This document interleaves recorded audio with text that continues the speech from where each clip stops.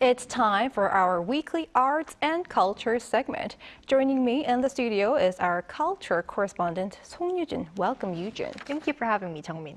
So what story do you have for us today?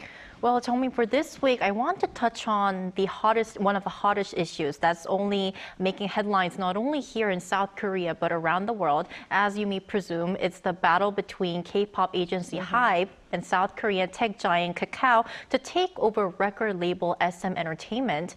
And what a lot of K-pop fans, experts, and the public are curious about is how this battle can take over and impact not only SM artists, but K-pop in general. So for this week, I talked to some experts to find out how this could potentially change the landscape of K-content. The battle for SM is heating up. After HYBE, the agency representing K-pop superstars, BTS, acquired an additional 0.98% stake from its 25% goal through what's called a tender offer, a type of public takeover bid, its rival Kakao also made one on March 7th to buy up to 35% of SM's shares. If the offer is accepted, the internet giant becomes SM's biggest shareholder, owning almost 40%, beating HYBE's 15.8%. But why did this wrestle start in the first place? Experts say it's because of the growing importance of intellectual property, or IP, in the K-pop realm. We define IP in K-pop as the color each artist has in all their works. For an artist to grow and release new works, support and investment from the management agency are crucial.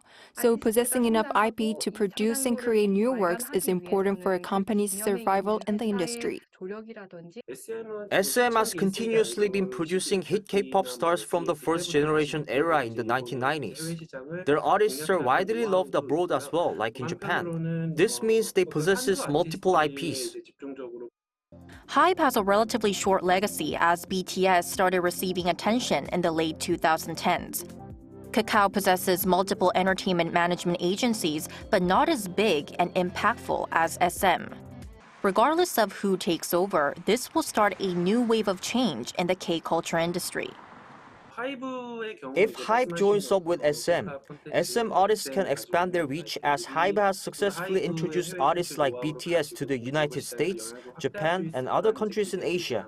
As for Kakao, it covers webtoons, music, entertainment management, and on-screen production. So we could see SM artists appear in a variety of contents. This will trigger the emergence of more multi-label agencies or become the start of companies from outside the entertainment industry, like Kakao setting foot in the K-pop field. If the parent company respects individuality, diversity could be guaranteed, but if not, there could be monopolization. Eyes will be on what happens next, as there is an SM shareholder meeting set for late March. So Yoo-jin, it's definitely the issue that draws much attention, especially for K-pop fans. So how are our K-pop fans reacting to this?